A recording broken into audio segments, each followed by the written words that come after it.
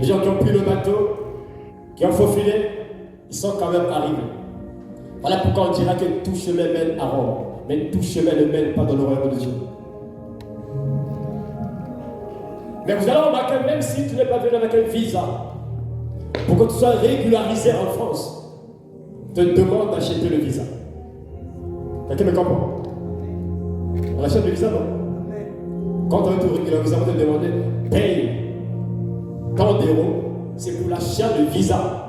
On ne te le donne pas, mais l'argent symbolise que maintenant, on peut te régulariser. Pour que tu sois régularisé, il faut que d'abord que tu aies l'autorisation de fouler la terre française. Ce qu'on appelle le visa, quand même on achète au niveau de la préfecture. Si vous le connaissez, vous ne le savez pas. Moi, je me l'ai demandé. Il fallait que je présente un passeport qui avait le visa, mais je n'en ai pas. Je n'avais pas. On m'a dit d'acheter le timbre qui avait la valeur du montant de visa exigé pour que je sois régularisé. Le royaume de Dieu, c'est un monde invisible. Jésus a dit, le royaume de Dieu est au milieu de vous. Il y a un royaume de Dieu, il y a un royaume de diable. Quand on parle du royaume, on parle d'un roi. Donc il y a un Dieu, il y a aussi un diable. Lorsqu'on est sur la terre, il y a deux types d'hommes qui habitent dans deux mondes différents. Il y a des gens qui sont dans le monde, qui appartiennent au diable. Des gens qui sont dans le monde, qui appartiennent à Dieu. Mais pour que tu aies accès dans le royaume de Dieu, quand tu es sur la terre, il faut que tu passes par une frontière. Et que devant cette frontière-là, il faut que tu aies le visa. C'est ce que nous allons apprendre ce matin. J'aime ce passage. Nous allons prendre le livre dans Jean 3. Le verset 1 jusqu'au verset 18.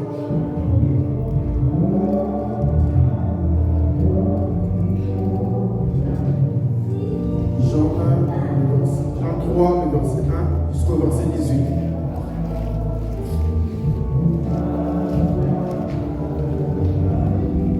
Mettons le démon, s'il te plaît. Nous lisons dans Jean 3, le verset 1 à 18, et je lis la parole. Mais il y eut un homme d'entre les pharisiens, nommé Nicodème, un chef des Juifs, qui vint, lui, auprès de Jésus de nuit et lui dit, Rabbi, nous savons que tu es un docteur venu de Dieu, car personne ne peut faire ces miracles que tu fais, si Dieu est avec lui. Jésus lui répondit, en vérité, je te le dis, si un homme est né de nouveau, il ne peut voir le royaume de Dieu. Nicodème lui dit, comment un homme peut-il naître quand il est vieux? Peut-il rentrer dans les seins de sa mère et naître? Jésus répondit, en vérité, je te le dis, si un homme est né d'eau et d'esprit, il ne peut entrer dans le royaume de Dieu. Ce qui est né de la chair est chair, et ce qui est né de l'esprit est esprit. Ne t'étonne pas que je te dis, il faut que vous naissiez de nouveau. Le vent souffle où il veut, et tu entends le bruit, mais tu ne sais d'où il vient, ni où il va. Il en est ainsi de tout homme qui est né de l'esprit. Nicodème lui dit, comment cela peut-il se faire? Jésus lui répondit, tu es le docteur d'Israël, et tu ne sais pas ces choses. En vérité, je te l'ai dit, nous disons ce que nous savons, et nous rendons témoignage de ce que nous avons vu, et vous ne recevez pas notre témoignage. Si vous ne croyez pas quand je vous ai parlé des choses terrestres, comment croirez-vous quand je vous parlerai des choses célestes? Personne n'est monté au ciel, si c'en est celui qui est descendu du ciel, le Fils de l'homme qui est dans le ciel, et comme Moïse éleva les serpents dans le désert. Il faut de de même que le Fils de l'homme soit élevé, afin que quiconque croit en lui ait la vie éternelle. Car Dieu a tant aimé le monde qu'il a donné son Fils unique, afin que quiconque croit en lui. Tu as quel verset? 16. Car Dieu a tant aimé le monde qu'il a donné son Fils unique, afin que quiconque croit en lui ne périsse point, mais qu'il ait la vie éternelle.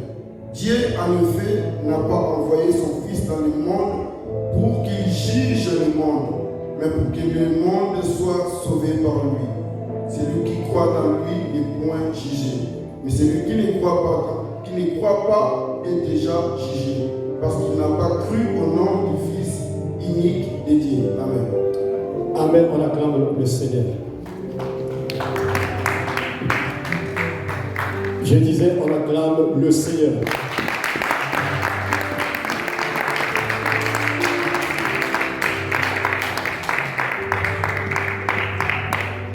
Je t'interdis de ne pas comprendre ce que nous allons apprendre ce matin. Je t'interdis de ne pas comprendre.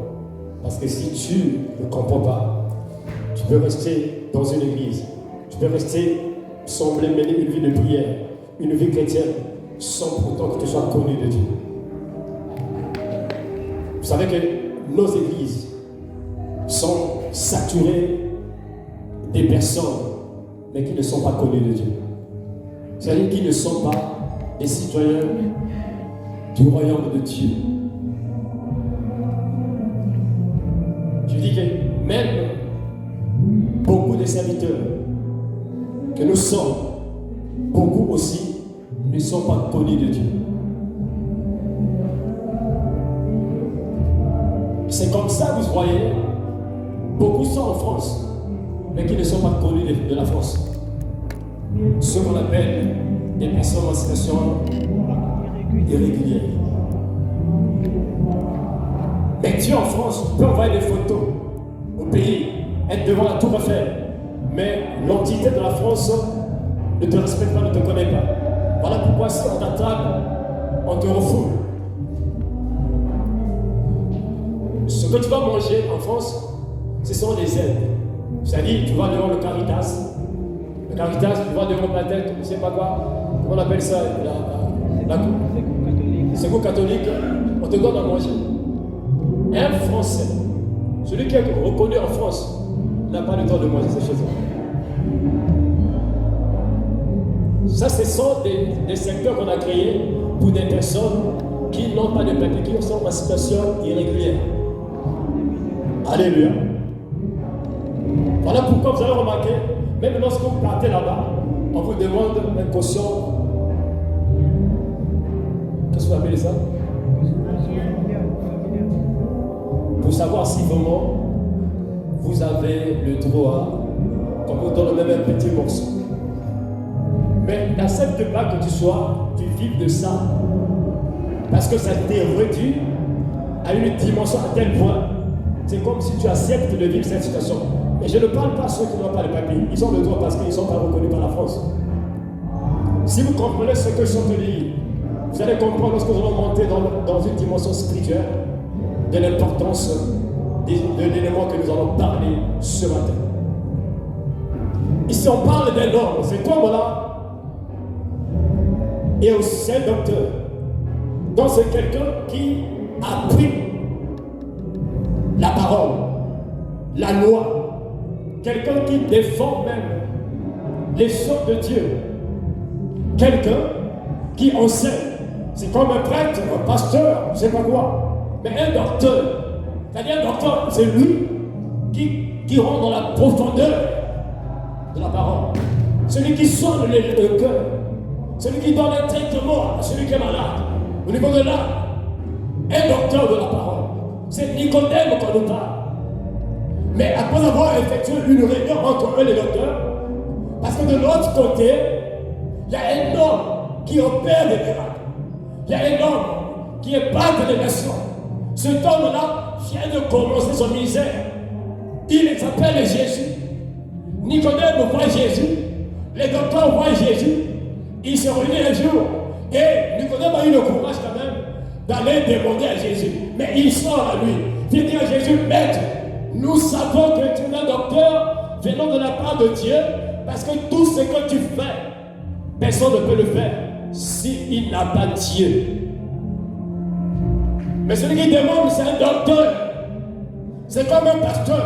Je me souviens encore un jour, je suis en Côte d'Ivoire. Il y a un homme de Dieu qui vient me demander, homme de Dieu, comment Dieu te parle? C'est comme tu demandes, comment tu entends le français? Comment tu comprends le français? Ça veut dire que tu ne connais pas le français. Je posais la question, mais comment il peut me demander ça? Je sais que Dieu parle de manière toute l'autre. Mais comment il peut me demander ça? Alléluia. C'est comme une femme qui a eu des enfants, mais qui voit sa soeur enceinte. Elle va demander, qu'est-ce qui se passe en toi? Qu'est-ce que tu as eu? Tu as quoi? C'est-à-dire, la personne n'a jamais vu une personne qui est enceinte. Elle n'a jamais, elle-même, elle n'est jamais tombée enceinte. Comment Nicodème, qui est docteur, cet homme va dire à Jésus, nous savons, il n'était pas seul. Donc, après la réunion, lui a eu le courage d'aller représenter les docteurs en disant, Jésus, nous savons que tu es docteur, mais on n'a pas de Dieu, parce que ce que tu fais, personne ne peut le faire s'il n'a pas Dieu. Ça veut dire, eux qui enseignent Dieu, ils n'ont pas Dieu. Tu peux être serviteur de Dieu, mais ne pas être servi par Dieu. Alléluia. Tu veux prêcher la parole, mais la parole n'est pas en toi. Tu as prêché quelque chose que tu as lu dans un livre, mais la vraie évangile, c'est que tu expérimentes avec Dieu. La vraie évangile, c'est ce que tu expérimentes avec Dieu. Tu ne peux jamais parler d'un Dieu qui guérit si tu n'as pas expérimenté la guérison. Nous savons que tu es un docteur venant de la part de Dieu. Jésus regarde. J'aime ce que Jésus fait. Jésus voulait dire à Nicodème.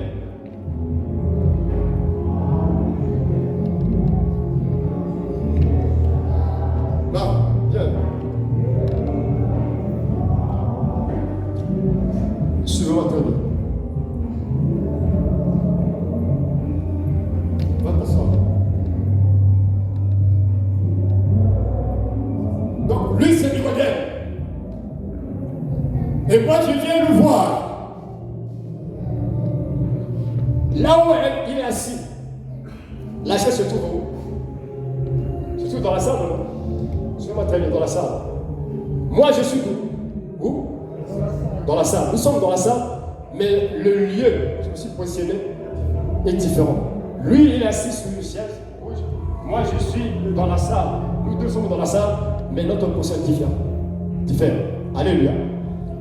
Donc, il y a deux endroits. La chaise et là où je suis. Je vous ai dit, il y a deux royaumes. Le royaume de Dieu, le royaume de Satan, mais les deux sont sous la terre. Alléluia. Je pose la question, Jésus, nous savons que tu es un docteur venant de la part de Dieu, parce que ce que tu fais là, personne ne peut le faire s'il n'y a pas Dieu. Et Jésus se tient debout. Dis Nicodème, en vérité, je te le dis, si une personne n'est pas née de nouveau, il ne peut voir. Voir. Voir ce qui est dans le royaume. Alléluia. Écoutez. Quand nous étions en Afrique, il y a ceux qui sont en Afrique qui connaissent les avenues de la France. Ils connaissent le Trocadéros, Château-Rouge. Ils ont les formations. Mais moi qui suis en France, je n'ai jamais été à la Tour Eiffel. Il y a des gens qui sont mieux informés des stations, ce qui se passe en France, mais ils sont encore en Afrique. Est-ce que vous le savez? Mais pour que ces personnes-là viennent voir la Tour Eiffel, la première chose doit faire quoi?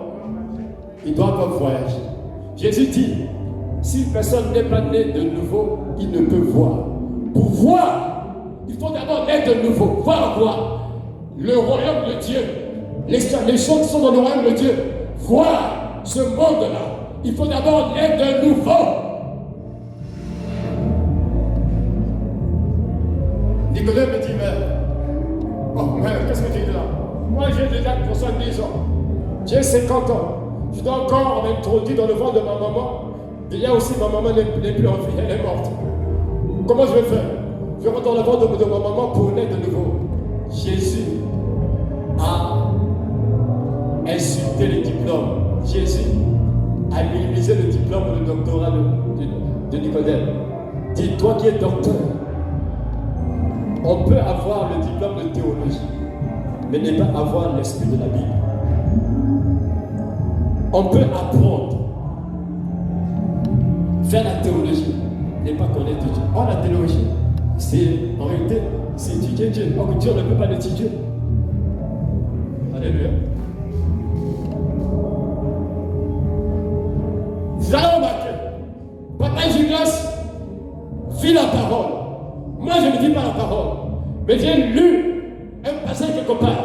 Lorsque nous allons prêcher, il y aura des différences. Je peux utiliser le bon français, l'anglais, l'italien, n'importe quel.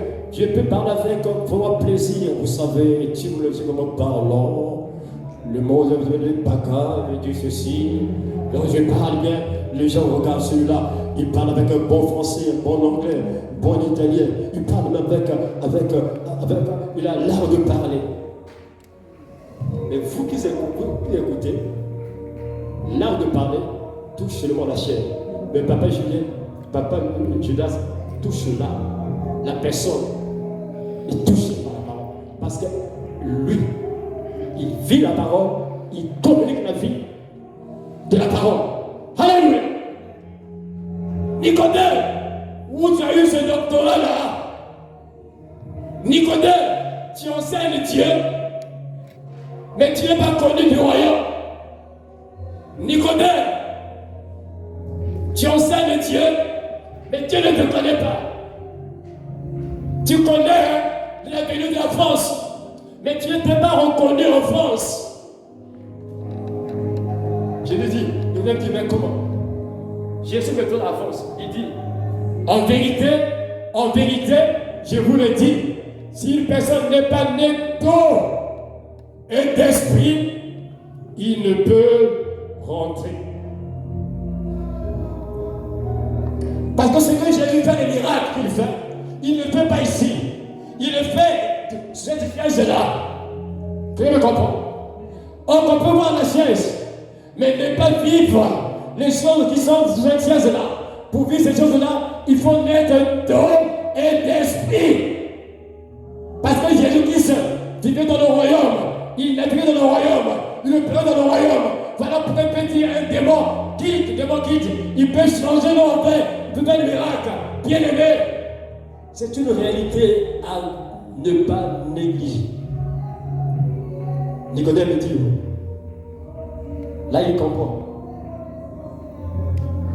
Pour arriver dans cette salle-là, quel est l'élément de votre corps qui vous a permis de venir ici?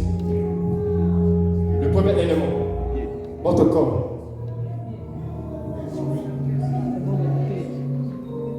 Donc tu es pied. Je vais aller à l'église et puis je vais déplacer. Tu peux d'abord aller pied, on t'amène à l'église. On peut t'amener quand même. Le mental. Bon, ce qui est visible, l'élément visible. Les yeux. Les yeux, c'est le GPS. C'est les yeux. Je vais aller chez Maman Elanie. Je dois voir là où elle se trouve. Alléluia. Le premier élément, c'est le GPS qui est ici. Alléluia. Maintenant, pour voir le royaume de Dieu, on peut voir. Il y a des gens qui connaissent. Moi, je connaissais déjà. Je connaissais déjà quelques venus de la France en Afrique. Parce que, surtout le journal des Français me donnait une palme. Quand je vois un noir en train de marcher, je dis, ça devait être moi qui sois au côté des blancs. Donc, je peux tout rater, mais pas le journal. Je ne regardais pas la télévision, donc il faut que j'aille chez le voisin, rien que regarder sur la fenêtre. Quand je vois un noir en train de faufiler entre les blancs, je dis, je voyais. Mais pour vivre cela, il fallait maintenant que je prenne le visa pour arriver. personne, en vérité, si tu n'es pas né d'eau et d'esprit, tu peux. Ça veut dire, nous parle de la naissance. Alléluia. On nous parle de quoi? On nous parle de quoi? De la naissance. Donc il faut naître combien de fois? Non? La première naissance, c'est quoi?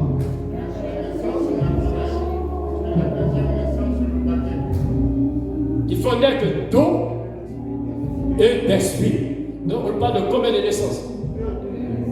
La première naissance, c'est quoi? La deuxième, c'est quoi? Attends pour toi-même, tu es intelligent. Que tout le monde comprenne. On t'assoit où? Que Dieu te bénisse. Le problème, c'est qu'il faut qu'on arrive à s'asseoir sur ce siège-là, qui est le royaume de Dieu. Mais il dit pour être citoyen du royaume de Dieu, ce n'est pas parce que tu existes. Ce n'est pas parce que je suis dans cette salle-là que je peux faire ce qui est approprié ici. Il faut que je rentre dans ce royaume. Il dit, celui qui est né d'eau, il faut être net d'eau et d'esprit. Ce que nous allons parler ce matin. La nouvelle naissance. Nous avons deux sœurs qui sont enceintes. Donc maman, elle a dit que maman.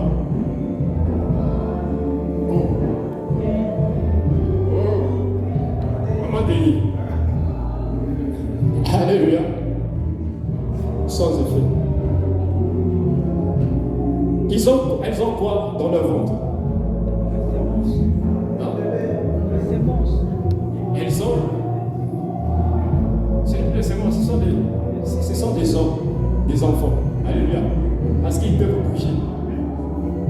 Maintenant, si quelqu'un vient dans cette salle-là, on fait le recensement pour compter le nombre de personnes. Si on n'est qu'à toi, maman Déhi, maman Elali, nous sommes à toi dans cette salle-là, la personne va rentrer avec combien de personnes enregistrées? 3. Suivez, je dis. Je savais que maman Elali, maman Déhi, dans la salle. Nous sommes à 3. Maintenant, fin course, on lui envoie par la mairie de Oulin, qui vient recenser les habitants de cette salle, dans cette salle-là. Lorsqu'il rentre fin course, il va enregistrer combien de personnes? Voilà,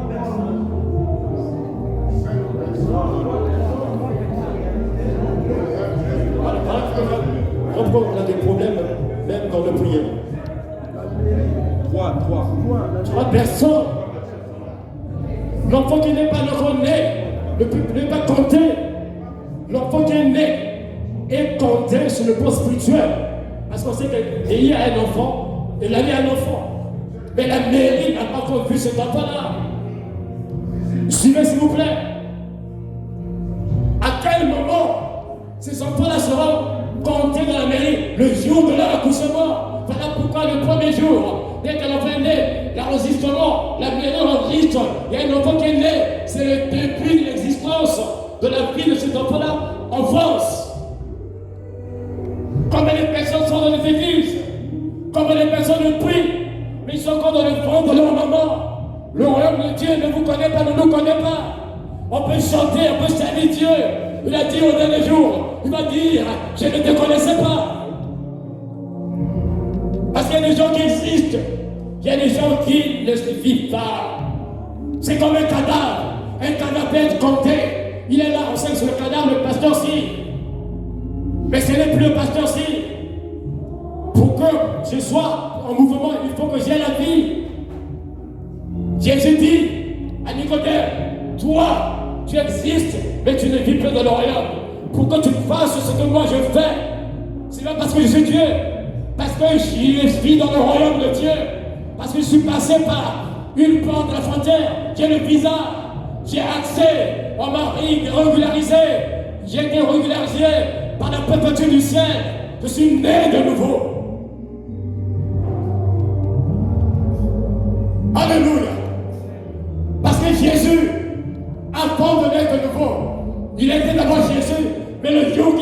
été baptisé, quelque chose s'est passé. Le Saint-Esprit descend sur lui. Dieu l'appelle maintenant enfant de ceci est mon fils. C'est le jour où Jésus-Christ a commencé à naviguer dans le monde spirituel. Alléluia. Alléluia.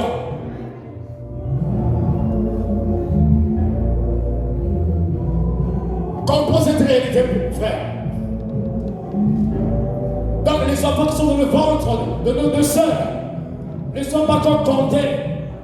Donc il faille que, jusqu'à ce que bien aimé, elles vont accoucher. La nouvelle naissance, ça qui nous a introduit, bien aimé, à naviguer dans le royaume de Dieu. La nouvelle naissance, celui qui n'est pas né d'eau et d'esprit, ne peut jamais expérimenter les choses du royaume de Dieu. Alléluia. Encore beaucoup sont dans l'église qui ne sont pas nés de nouveau. Voilà pourquoi on voit les églises. Le péché a pris une bonne place dans nos vies. Voilà pourquoi on voit dans l'église. On peut se chamailler, se bagarrer. Parce qu'on n'est pas des citoyens du royaume de Dieu. Dans le royaume de Dieu bien-aimé, il faut que tu aies l'acte de naissance qui vient de la mairie du ciel. Jésus a dit, Nicodème, toi, tu n'es pas encore né de nouveau. Nicodème, regarde. Je pense que Nicodème, le jour-là, il a déchiré son diplôme de théologie. Un faux théologue. Un docteur faux. Il y a des personnes même ici qui ont des diplômes. J'ai le marketing, par exemple, j'ai le diplôme de marketing, par exemple, en communication. Mais il n'arrive même pas à communiquer avec une personne. Il y a des gens qui sont des ingénieurs en bâtiment, mais ils construisent une maison. Ce n'est pas le diplôme qui te donne accès. Il y a des gens qui n'ont pas de diplôme, mais qui font mieux le travail que celui qui a des diplômes. Surtout nous qui venons d'Afrique. Moi j'ai connu des gens, il y a un gars qui nous ont entraîné, qui nous a encadré en 3e. Le jeune là, c'était l'envoûtement. Il était calé partout. Il nous a encadré en 3e, son terme là. Mais il n'a jamais été même à l'université.